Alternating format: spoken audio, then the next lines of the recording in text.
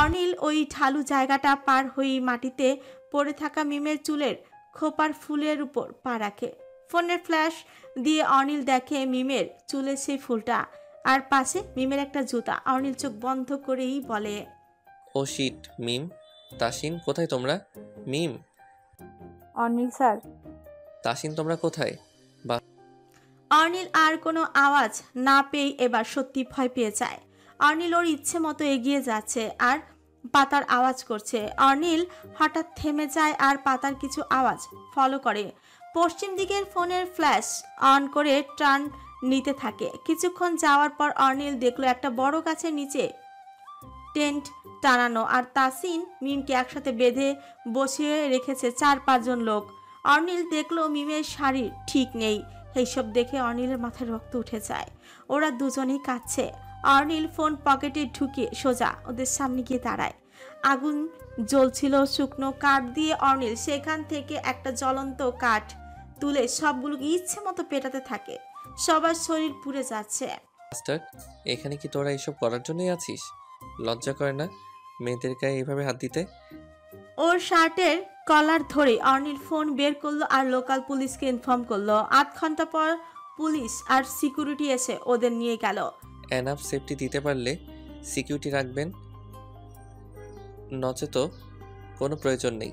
এটা একটা tourist spot, আপনাদের উচিত না এইখানে এনাফ সিকিউরিটি রাখা। আর যদি ওদের কিছু হতো তো এর দায়ভার কি আপনারা নিতেন? সরি স্যার, জায়গাটা খুব ডেঞ্জারাস, তাই এখানে কেউ থাকতে চায় না। আমরা চেষ্টা করব। Just go. পুলিশ চলে যাওয়ার পর অনিল মিমের আর তাসিনের বাঁধন খুলে দেয়। বাঁধন খোলার সাথে সাথে মিম মাটিতে বসে যায়।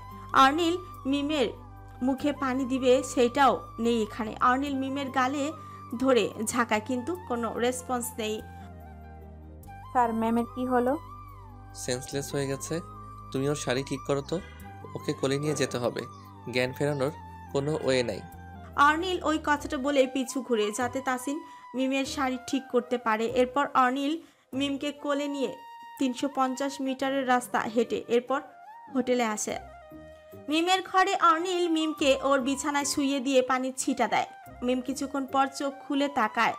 অনিলকে সবাই কল করছে কি অবস্থা জানার জন্য, কিন্তু অনিল ফোন পিক না করে টেক্সট করে দেয়। মিম ঠিক আছেন এখন? চুপ ছিল। দেখুন, আমি এই জীবনে কাউকে যেটা বলিনি তা আপনাকে বলছি।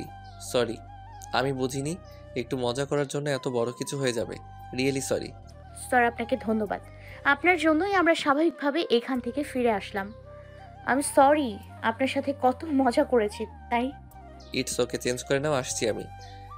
অনিল সেখান থেকে বেরিয়ে এসে নিজের ঘরে গিয়ে শুধু মিমের ওই দৃশ্যটার কথাই ভাবছে। মিমের শাড়ি এলোমেলো হাওয়া দেখে অনিল এতটা রেগে গেল কেন? অনিল মাথা নিচু করে খাটে বসে আছে, পা ফ্লোরে রেখে। অনিল মনে মনে বলল, মিমকে তো আমি দেখতে পারি না, তো ওর যা ইচ্ছে হোক তাতে আমার কি? আমি কেন ডেসপারেট হয়ে গিয়েছিলাম ওকে ওইভাবে দেখে?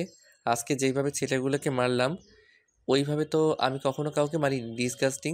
কি হলো এটা? আবার সরিও বললাম মিমকে। অনিল খাটে বসে এসব ভাবছে আর কিছুক্ষণ পরেই ফ্রেশ হতে যায়।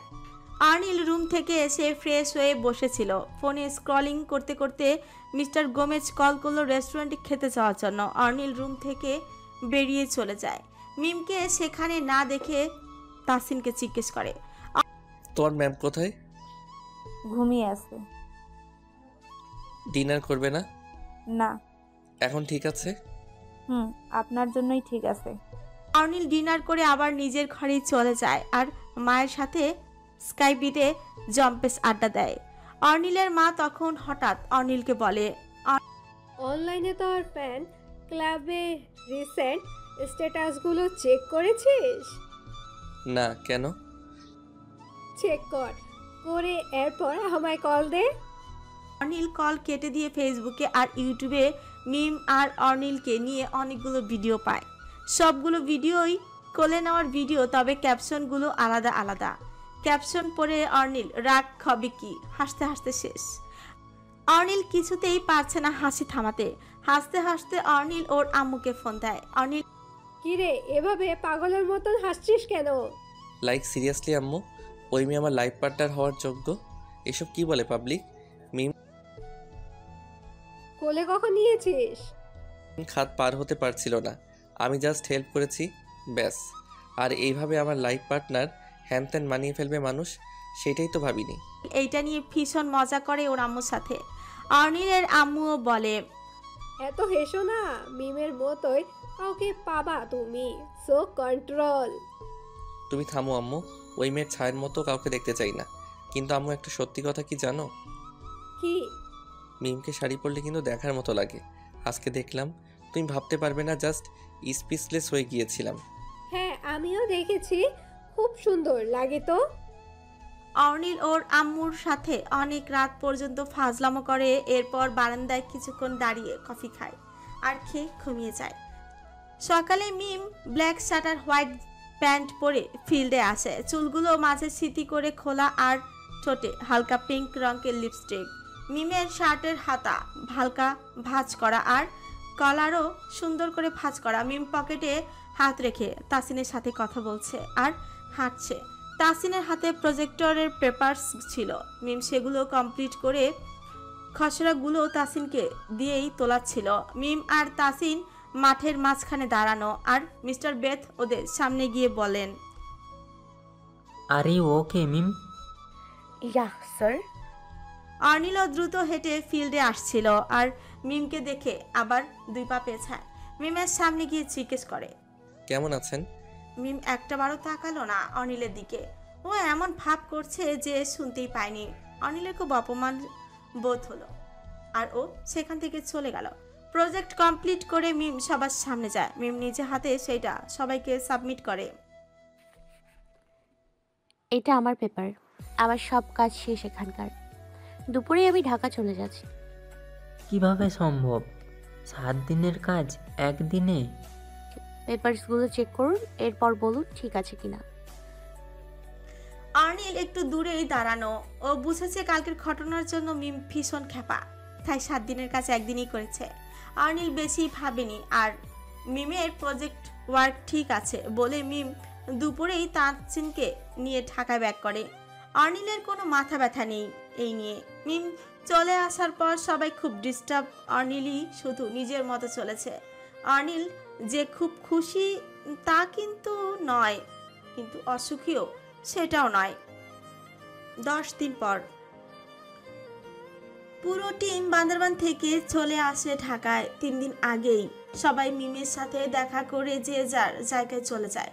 শুধু অর্নিল যায়নি মিমের অফিসে। অর্নিল ঢাকায় এসে নিজের অফিসেই যায় আর এর মাঝে যা হয়েছিল সবাই ভুলে গিয়েছিল। কিন্তু হঠাৎ মিমের সাথে অর্নিলের আবার দেখা হয়ে গেল।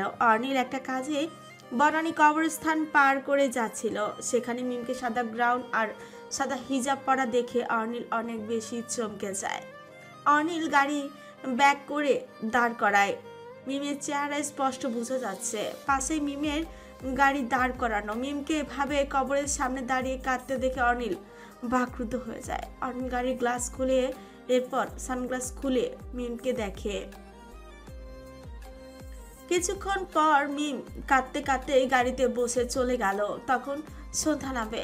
অনিল ও মিমের পিছু পিছু চলে এলো। সারা রাস্তা অনিল ভেবেছে, এভাবে কেউ কবরে দাঁড়িয়ে কাঁদে? মিম কার জন্য কাঁদে? তাও 2টা কবর এক পাশে ছিল, 2টা কবরেই ও দোয়া করলো। অনিল ভাবতে ভাবতে নিজের কাজের স্থানে চলে আসে আর কাজ শেষে করে বাসায় যায়। বাসায় গিয়ে অনিল ভাবে, মিমের ব্যাপারটা ভালোভাবে জানতে হবে। একটা মেয়ে কবরে গিয়ে এইভাবে কাঁদে নাকি? তাও 2টা কবর। অনিল জানে যে মিমের আম্মু নেই। যদি একটা আম্মুর কবর হয় তো আরেকটা কার? অনিল আপাতত ব্যাপারটা বাদ দিয়ে নিজের কাজে মনোযোগ দেয়। অনিল পরের দিন ইচ্ছে করেই কবরস্থানে গেল দেখার জন্য যে মিম আসে নাকি প্রতিদিন। কবরস্থানে গিয়ে দেখলো একটি কবরে লেখা ঈশিতা চৌধুরী, আরেকটি কবরে লেখা নাহিল। কিন্তু আশ্চর্যজনক হলেও সত্যি যে 2 জনের মৃত্যু একই দিনে আর 2 মিনিট আগে পরে। অনিল ভেবেছে হয়তো মিমের ভাই হবে। মিমের গাড়ির আওয়াজ পেয়ে অনিল সেখান থেকেই চলে যায় আর মিমকে আগের দিনের মতোই কেঁদে কেঁদে প্রার্থনা করতে দেখে। অনিল সেদিন বাসায় এসে তাসিনকে ফোন দেয়। তাসিন, আমি অর্নিল চৌধুরী। স্যার আসসালামু আলাইকুম, বলুন। তোমার ম্যাম প্রতিদিন সন্ধ্যার আগে কোথায় যায় জানো? হ্যাঁ জানি। কোথায়? কবরস্থানে। কেন যায়? আন্টি আর ভাইয়ার কবর জিয়ারত করতে। মিমের ভাই ছিল?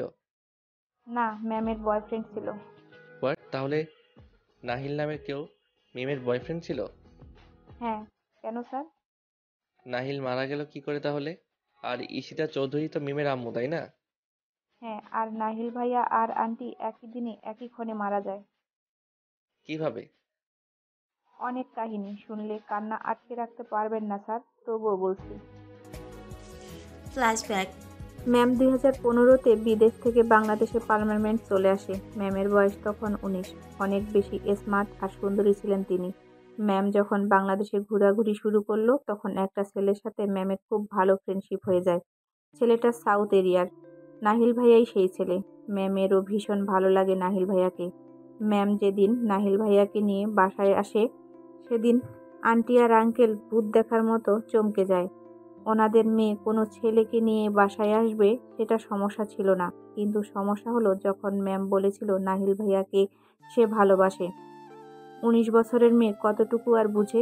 রায়হান স্যার ম্যামকে অনেক বুঝিয়েছিলেন যে নাহিল ভাইয়ার কথা ভুলে যেতে, কিন্তু ম্যাম পারেনি, উল্টো আন্টির সাথে অনেক বাজে ব্যবহার করত। ম্যাম আরও অনেক বেশি জেদি আর একগুঁয়ে ছিল। ম্যামের জন্য নাহিল ভাইয়াও পাগল ছিলেন। ভাইয়াকে রায়হান স্যার মেনে নেননি, কারণ তাদের মতো অর্থ ছেলের নেই, ছেলের কোনো ক্লাস নেই, সাধারণ একজন ছেলে ছিল ভাইয়া। ম্যাডাম সেই জেদ নিয়ে বসে আছে যে উনি বিয়ে করলে নাহিল ভাইয়াকেই বিয়ে করবে। তাসিনের বলা প্রত্যেকটা কথা অর্নিল মনোযোগ দিয়ে শুনছে। নিজের বেডরুমে দাঁড়িয়ে প্যান্টের পকেটে এক হাত আরেক হাতে ফোনে তাসিন আবার বলতে শুরু করলো। ম্যামের ভীষণ জেদ ছিল নাহিল ভাইয়াকে বিয়ে করবে বলে। ওনার আম্মুর জেদ ওই ছেলের কাছে বিয়ে দিবেন না বলে। রায়হান স্যার রাজি ছিলেন মেয়ের সুখের জন্য, কিন্তু ইতিশা ম্যাম রাজি ছিলেন না। যেদিন ম্যামের 20তম জন্মদিন পালনের জন্য পুরো বাড়ি সাজানো হলো সেদিন ম্যাম নাহিল ভাইয়াকে ইনভাইট করেছিল। নাহিল ভাইয়াকে দেখে ঈশিতা ম্যাম প্রচণ্ড রেগে যান। ম্যামের সাথে তখন ঈশিতা ম্যামের প্রচণ্ড ঝগড়া হয় গেস্টদের সামনে। ঝগড়ার এক পর্যায়ে মিম ম্যাম রেগে ঈশিতা ম্যামকে তুই করে বলে ফেলেন। নাহিল ভাইয়া আর রায়হান স্যার কেউই মিম ম্যামকে আটকাতে পারেনি। ম্যামের এই আচরণে ঈশিতা ম্যাডাম প্রচণ্ড কষ্ট পায়।